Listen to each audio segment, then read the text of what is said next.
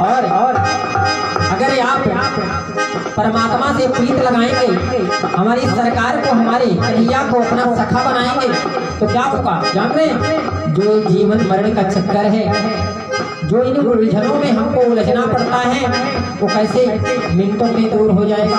कैसे? मिटे संसारी का चक्कर, मिटे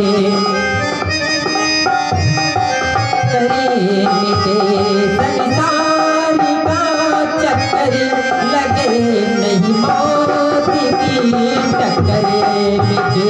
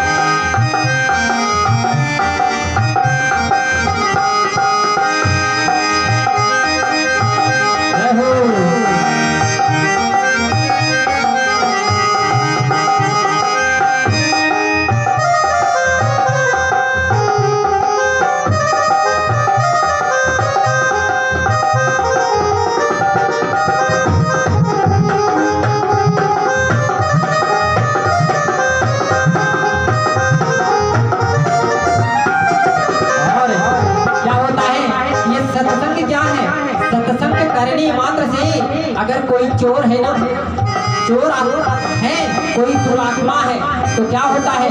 अगर वह सत्संग में निरंतर 1 हफ्ते 10 दिन अगर वह सत्संग उसको करा दो ना, तो वह चोर क्या हो जाएगा? चाहे वो रोड पे जाकर के मूंगफली बेचने का कार्य कर लेगा, क्या कर लेगा? मूंगफली बेच करके अपने बच्चों का भरण पोषण करना शुरू कर देगा, लेकिन चोरी करना छोड़ देगा, एक दुष्ट कार्य करना छोड़ देगा। कैसे? बनावे चोरी को साहू, बनावे मिटावे दुष्टता मन का,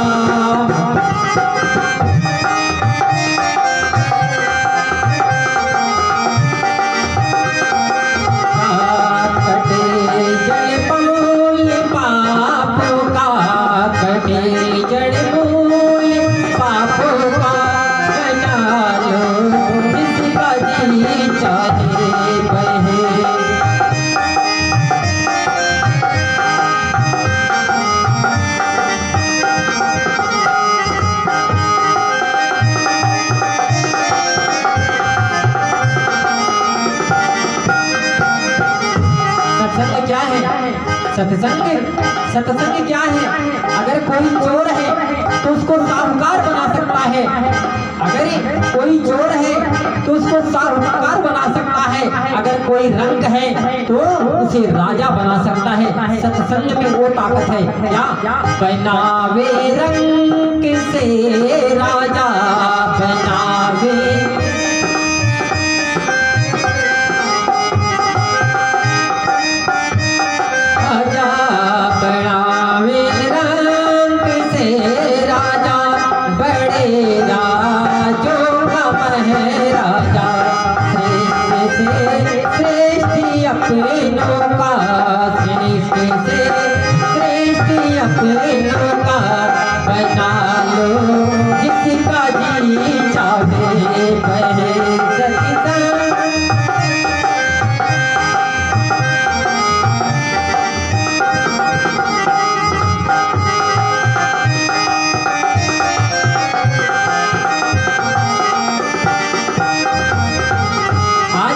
सत्संग क्या है?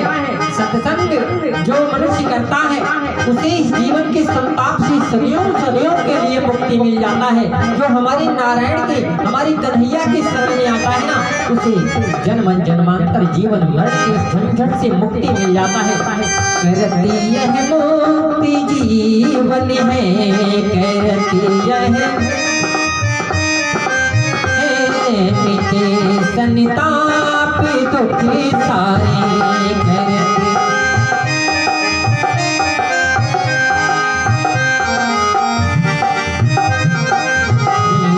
रंगे हरि प्रेम रंगों में, रंगे हरि लगा लो जिसका जी चाहे, बहे सत्संग की दरिया, बहे सत्संग की दरिया, नहा लो जिसका जी चाहे, बहे सत्संग की दरिया, नहा लो जिसका जी चाहे, बहे सत्संग की दरिया, नहा लो जिसका जी चाहे, बहे सत्संग।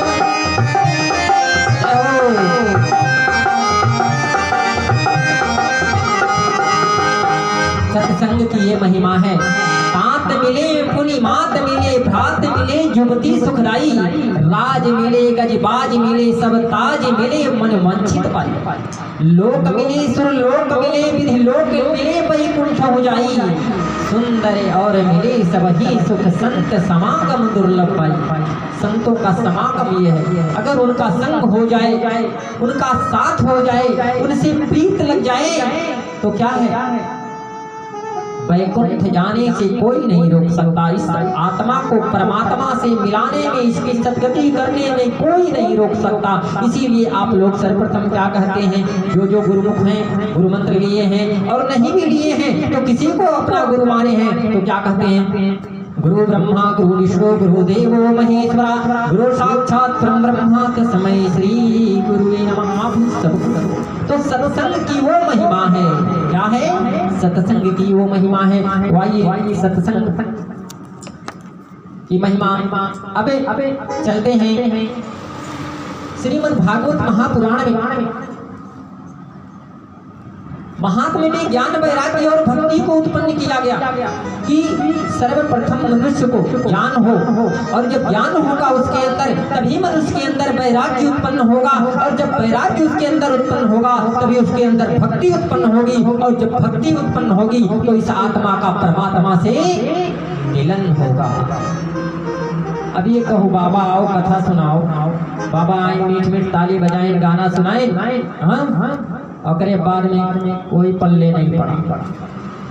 आपकी दिनचर्या में कोई परिवर्तन नहीं हुआ। जो आपकी दिनचर्या में अगर परिवर्तन नहीं हुआ तो मेरा कथा सुनाना यहाँ पर मिथ्या मैं समझूंगा। मैं अपने आप को मिथ्या समझ लूंगा कि शायद मैंने आपको कुछ दिया ही नहीं, आपको मैंने कोई ज्ञान दिया ही नहीं। सिर्फ मैं कहानी सुनाया, भजन सुनाया और भक्त लोगों से मीठी मीठी ताली बजवाया, उसके बाद में चला गया।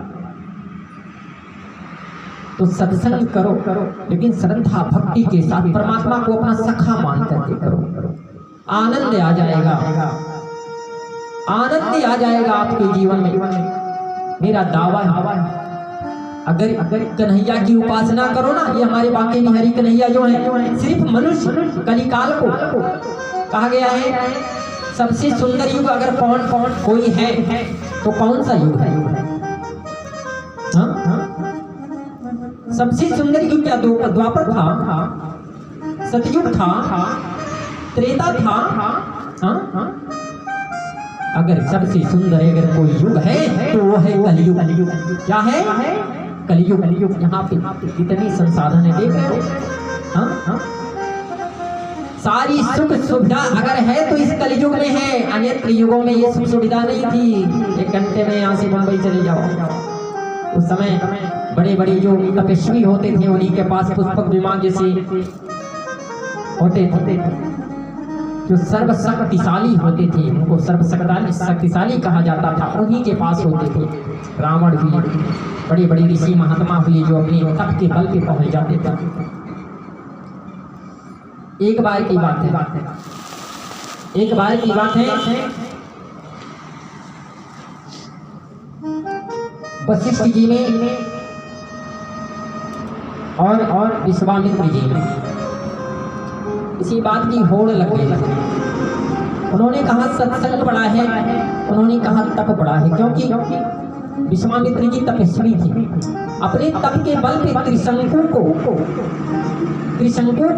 उसके शरीर सहित उन्होंने क्या सोच लिया कि आज तक मनुष्य जाता है ना, मरता है तो उसका प्राण जाता है, और मैं अपने तप के बल पे त्रिशंकु को पूरे शरीर के सहित स्वर्ग भेजूंगा। क्या शरीर सहित भेजूंगा? किसके बल पे? तप के बल पे।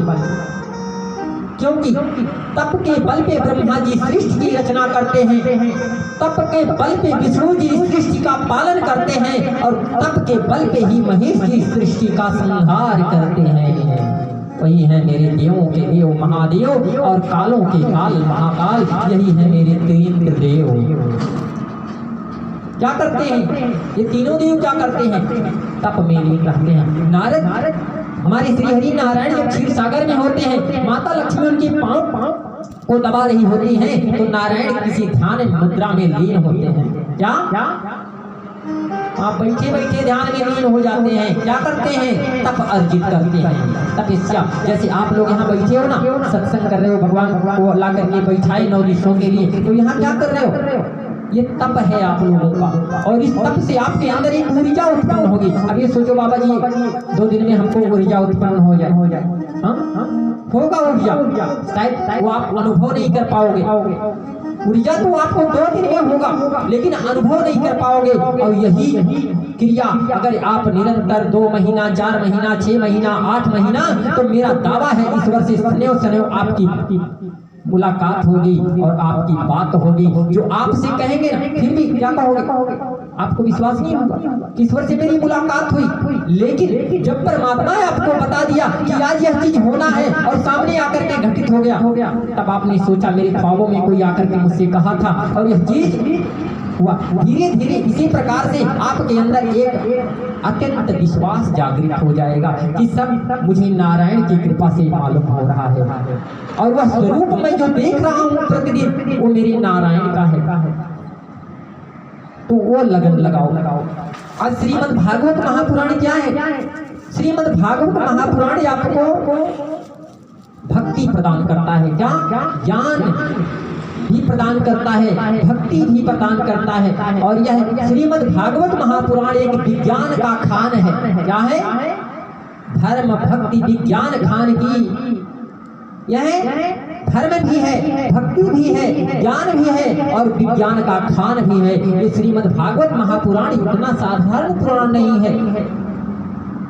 हमारी नारायण श्री हरि भगवान विष्णु की समस्त शक्तियां इसमें समाहित हैं, जो आपकी कथा आगे की कथा में बताएंगे कि किसके माध्यम से भगवान कन्हैया अपने वैकुंठ धाम जाते जाते श्रीमद् भागवत महापुराण में अपनी शक्तियों को समाहित कैसे करते। अभी तो बहुत कथाएं हैं, आज तो सत्संग की महिमा चल रही है। श्रीमद् भागवत महापुराण है क्या? इसके सुनने मात्र से होता क्या है?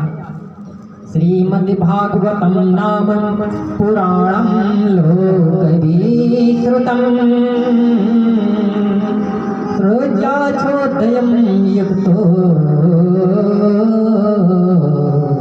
मम संतोषिकारिणम्। लोक विख्यात श्रीमद् भागवत नामक पुराण अगर कोई व्यक्ति प्रतिदिन श्रद्धा भक्ति युक्त होकर श्रवण करता है, तो मेरा यही संतोष का एक कारण है। कौन कहा? भगवान ने कि अगर वो एक दिन में मेरे एक श्लोक का पाठ करता है। कहा गया है श्रीमद् भागवत महापुराण की एक श्लोक का पाठ करने से नारायण अगर प्रसन्न हो जाते हैं। एक श्लोक अगर बोला जाता है, नित्य भक्तम यक्त पुराणम पठते नरः प्रत्यक्षरम भावेसि कपिलादानुजं फलम। अगर कोई व्यक्ति प्रतिदिन श्रद्धा भक्ति के साथ श्रीमद् भागवत क्या नित्यम भगवतम यस्तु नित्य श्रीमद् भागवत महापुराण को भगवतम यस्तु पुराणम पठते नरः। श्रीमद् भागवत महापुराण को कोई नर मतलब कोई मनुष्य अगर प्रतिदिन पढ़ता है एक अक्षर श्लोक को, प्रत्यक्षरम भावे तस्य कपिलादानयं फलम। मैं नहीं कह रहा हूँ, ये आपका श्रीमद् भागवत महापुराण कह रहा है। ऐसा मत सोच लेना बाबा जी आपने इसे कोई श्लोक बना करके कहा दिया। श्रीमद् भागवत महापुराण का एक श्लोक अगर पढ़ा जाता है, प्रत्यक्षरम भावे तस्यम कपिलादानुजम फलम, एक कपिला गौ दान करने के बराबर पुण्य मिलता है जिस घर में श्रीमद् भागवत महापुराण का एक श्लोक पढ़ा जाता है। कितना फल मिलता है? एक कपिला गौ दान करने के बराबर पुण्य मिलता है। और अगर ये भी श्लोक ना पढ़ा गया, पढ़ो आधा श्लोक पढ़ लो। क्या आधी श्लोक को अगर पढ़ लो तो क्या होता है? या पठते प्रियतम नित्यम श्लोकम भागवतम सुतम अष्टादश पुराणानम फलगुणोति मानवम। जो प्रतिदिन या पठेत प्रियतो नित्यम, जो प्रतिदिन पवित्र चित्त होकर के भगवत के एक श्लोक का पाठ करता है वह मनुष्य 18 पुराण का पाठ का फल प्राप्त करता है। क्या 18 पुराण के श्लोक का पुण्य उसको मिलता है। अब बताइए, जहाँ पे श्रीमद् भागवत जैसे महापुराण 9 दिवस के लिए पढ़े जाते होंगे, वेद बांचा जाएगा, वेद मंत्रों का उच्चारण होगा, वह घर क्या होगा? वह क्या होगा? गोकुला नहीं बनेगा, वृंदावन धाम नहीं बनेगा, लेकिन श्रद्धा होनी चाहिए, भक्ति होनी चाहिए आपके अंदर। यह समय क्या होता है, क्यों किया जाता है? कि अबे मेरा चौथापन चल रहा है। चौथापन में माया को बिल्कुल त्याग देना चाहिए मनुष्य को। क्या माया को बिल्कुल त्याग देना चाहिए। क्यों त्याग देना चाहिए? लेकिन आज की क्या है, जितना ही अवस्था बढ़ता है ना उतना ही माया हमको घेरती है। सत्य है ना? मैं अक्सर देखता हूँ अवस्था जितना बढ़ती है ना माया उतना ही घेरता है। अब ये नहीं जानते हैं वही माया हमको फिर उसी नरक में ढकेल देती है। पहले के संत महात्मा क्या थे? पहले के संत महात्मा थे कि जब उनका लड़का राज्य करने के योग्य हो गया, राजा महाराजा उनका लड़का राज्य करने के योग्य हो जाता था, अपने पुत्र को राजपाट छोड़ देते थे और पुनः अपना चारों धाम यात्रा में निकल जाते थे, संतों की सेवा में निकल जाते थे। क्यों निकल जाते थे? क्योंकि घर पे रह करके अपनी इस प्रजा की सेवा भाव से मैं भगवान में अपना मन नहीं लगा पाऊंगा और मैं अकेला निकलूंगा ना, भगवत चर्चा होना हो वहां रहूंगा। पहले क्या होता था? आज तो 1 महीने 15 दिन में शायद चारों धाम का परिक्रमा करा करके ला करके घर पे छोड़ देते हैं ना, लेकिन पहले के राजा महाराजा तपस्वी क्या करते थे? जो घर से निकलते थे तो ये सोच लेते थे कि अब इस घर वापस मुझे नहीं आना है। अपनी सारी क्रियाओं को घर पे करके ही निकल देते थे स्वयं अपने रहते हुए कि अब नहीं आना है। क्योंकि पग यात्रा होती थी पहले। चारों धाम गए हैं दादाजी? आप गए हैं ना चारों धाम? आपसे पूछ रहे हैं हमारे यजमान जी क्यों गए हैं ना? अब बताइए कितना दूर है।